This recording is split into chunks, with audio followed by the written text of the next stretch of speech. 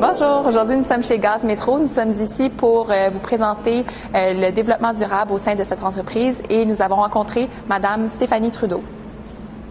Gaz Métro est distributeur de gaz naturel au Québec et aux États-Unis. Il distribue 97% du gaz naturel au Québec à ses 200 000 clients.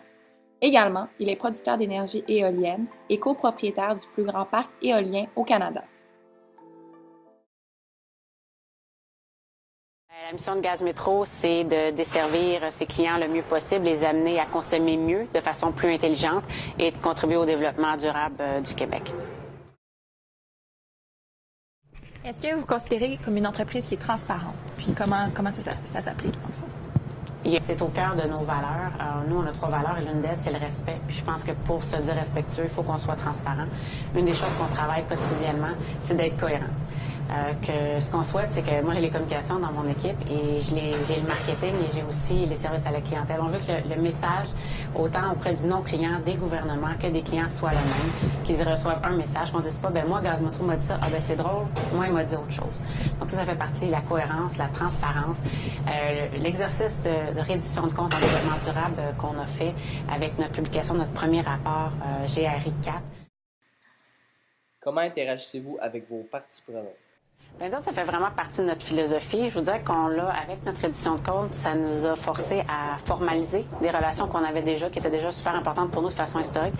Quand on a fait la différence entre un rapport, sans rentrer dans les technicalités, puis je suis pas une experte non plus, là, mais nous, on a fait ce qu'on appelle un rapport G4. Entre un G4 et un G3, par exemple, qui est les autres, les éditions précédentes des rapports GRI, avant, tu décidais toi-même de tes indicateurs. Dans un G4, c'est tes parties prenantes qui fixent tes indicateurs. Donc, tout le monde est humain. C'est plus facile de dire, je vais rendre public ma donnée qui est sur mon recyclage ici parce qu'elle est disponible, parce qu'elle fait pas mal. Dans le G4, si on s'assoit avec nos parties prenantes, parties prenantes veut dire groupe vert, groupes sociaux, universitaires, clients, petits clients, gros clients, on les assoit ensemble. Puis selon vous, matrice, qu'est-ce qui est important pour nous de rendre compte? De quoi vous voulez nous entendre parler? On s'est rendu compte que des choses qui nous semblaient bien intéressantes, disaient, oh, c'est pas inintéressant, là. Mais c'est pas ça notre priorité. Nous, on veut que vous nous parliez de chaîne d'approvisionnement responsable, de sécurité, de ci, de ça. Donc, ce rapport-là, ça vient des parties prenantes, donc ils ont un rôle très, très important. Donc, on les a rencontrés avant, pendant, après. On a fait un post-mortem. Et rien n'est parfait, mais on ouvre le dialogue avec tout le monde, même ceux qui, on pourrait penser... les gens pourraient penser qu'on n'a pas de communauté de pensée avec eux autres. Par exemple, Gaz Métro, on est quand même dans les hydrocarbures. On distribue du gaz naturel, ça doit être plus propre que tous les autres hydrocarbures. On demeure un combustible fossile. Ben moi, j'ai la chance de siéger sur un comité qui s'appelle Switch, avec Steven Guilbeault et Karel Méran de David Suzuki, avec tout ce groupe-là, sur lequel 80% du temps, on est d'accord. Donc, on laisse le 20% qu'on n'est pas d'accord à la maison, puis on travaille sur le 80%. Je pense que c'est la meilleure façon d'avancer. Il y a 2 types de transport qu'on peut faire pour les camions lourds. S'ils font de la petite distance, on peut carrément utiliser le gaz qui sort dans la bâtisse ici. On le compresse un petit peu plus pour qu'il propulse un peu plus longtemps. Là où on a besoin de gaz naturel liquide, c'est si on veut faire des longues distances pour avoir plus de réserve et pouvoir tirer une plus grosse charge. Alors là-dessus, on prend aucun crédit. On le dit depuis le début, c'est pas notre idée. C'est l'idée d'un grand visionnaire québécois qui s'appelle Claude Robert, qui est le propriétaire de Transport Robert, qui est venu nous voir il y a 4-5 ans, qui a dit « Non, avez-vous ça, vous autres, du gaz liquide? » En fait, « Ouais, pourquoi? » Parce que c'est pas ça à la base que ça sert dans notre réseau du tout. Il a dit « Ben moi, je suis allé en Californie, je suis allé en Australie, j'ai vu ça. Vraiment que vous veniez à Vancouver avec moi, on va aller voir un motoriste, puis je veux ça aujourd'hui. Ben, aujourd'hui, Claude Robert a plus d'une centaine de camions à gaz naturel liquéfié. On a 5-6 stations de gaz naturel liquéfié qui sont ouvertes. On a un plan de développement de ce qu'on appelle la route bleue. Donc, c'est vraiment lui. Notre seule tape dans le dos qu'on peut se donner, c'est qu'on a été ouvert. Puis on a dit, ben oui, on va regarder ça. On a des gens qui nous ont amenés vers l'avant. Puis notre seul mérite, c'est d'avoir dit oui, présent, on vous suit, puis on va vous aider dans ce développement-là. Mais il y a du monde au Québec qui ont des bonnes idées, il faut les écouter. Il faut être ouvert. Est-ce que l'analyse éthique fait partie intégrante de vos stratégies d'affaires? Une de nos priorités, puis un de nos engagements, puis on va être très transparent, c'est plus complexe que ça a l'air. On aurait aimé être plus avancé dans ce qu'on appelle l'approvisionnement responsable au moment où on se parle, puis on a vu que c'est pas aussi simple que juste regarder est-ce que l'entreprise est au Québec, quelle distance elle parcourt, c'est quoi son cycle de vie. L'entreprise est peut-être au Québec, mais sa matière première est peut-être fabriquée en Chine dans une usine que j'ai pas les moyens d'aller visiter, etc. Il y a une chaîne, c'est plus complexe, donc ça prend plus de temps qu'on pensait, mais on travaille fort là-dessus. On a rajouté dans nos grilles de pointage de plus en plus de points sur l'aspect, avez-vous des politiques environnementales, quelles sont la provenance de vos matériaux, etc., les conditions de travail des employés. Dans un territoire très défavorisé, centre-sud de Hochelaga-Maisonneuve, on est à cheval entre les deux.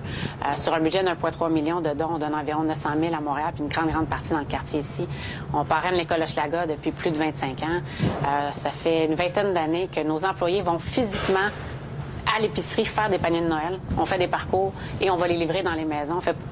C'est important de donner des sous, mais ce qu'on fait ici, c'est plus que ça. C'est le vivre, c'est avoir les enfants ici pour faire le dépouillement, puis les accueillir chez nous, voir c'est quoi la détresse. On donne beaucoup de sous, mais on s'implique beaucoup en termes d'heures. Puis quand je dis on, c'est vraiment l'ensemble des employés. On vient de battre notre record à vie Centraide cette année. Notre projet phare s'appelle Ruelle d'avenir. C'est un projet, on a investi 3 millions de dollars dans une école qui est à proximité du pont Jacques-Cartier et on l'a transformé en Ruelle de l'avenir, donc avec des ateliers tout au long des corridors où on amène les jeunes à apprendre le cursus scolaire du ministère, mais d'une façon différente. Et les résultats, à ce jour, sont vraiment phénoménales.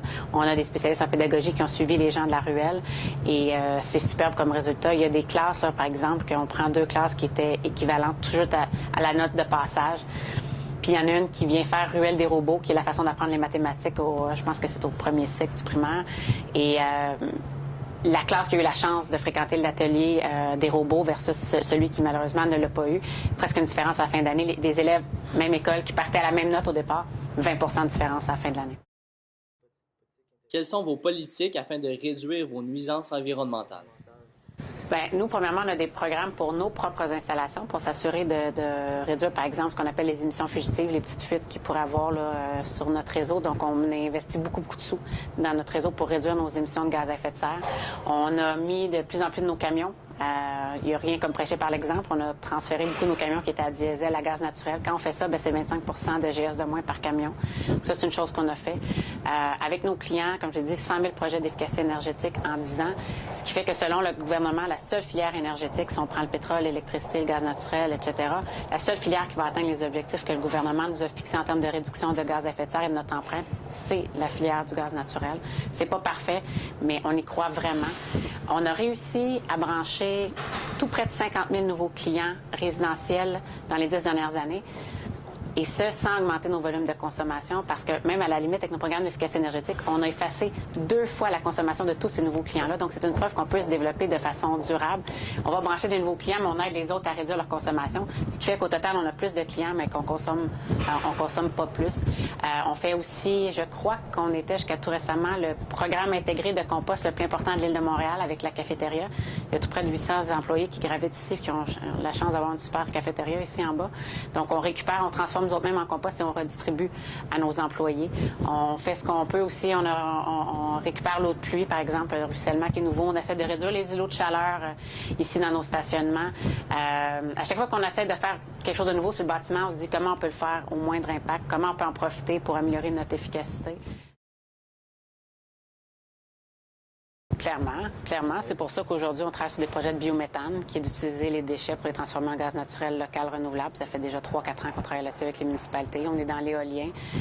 On parle de nos programmes d'efficacité énergétique. Pas plus tard qu'il y a quelques semaines, j'ai été en train de faire une annonce chez Cascade où on a, nous autres même, subventionné du solaire, à même nos programmes d'efficacité énergétique, pour diminuer la consommation de gaz naturel.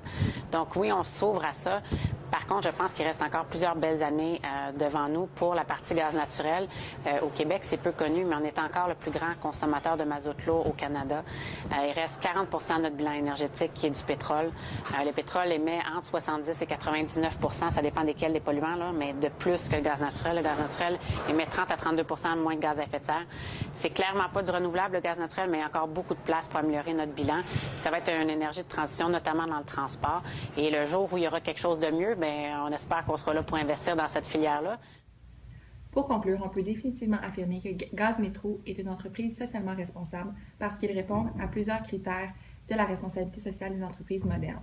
En ce qui concerne la gestion efficiente, ils aident leurs clients à réduire leur consommation d'énergie en ayant plus de 100 000 projets d'efficacité au cours des 10 dernières années. Gaz Métro est très actif en termes de philanthropie. Effectivement, ils sont parrains de l'école Hochelaga, ont amassé cette année plus de 200 000 $ pour Centraide et leur projet phare est Ruelle d'avenir, comme mentionné précédemment. L'entreprise désire limiter ses nuisances en réutilisant ses émissions fugitives et l'émission de gaz à effet de serre, notamment par l'utilisation de camions à gaz naturel. En ce qui concerne la reddition de comptes, la transparence est de mise en ce qui a trait à la transmission du message aux diverses parties prenantes. Finalement, la participation citoyenne est au cœur des valeurs de l'entreprise. Tous les employés y participent, et non seulement de façon monétaire, mais aussi en s'engageant. D'ailleurs, ils ont gagné le prix québécois de l'entreprise citoyenne en 2009. Cependant, il y a encore place à l'amélioration en ce qui concerne l'approvisionnement responsable au sein de l'entreprise.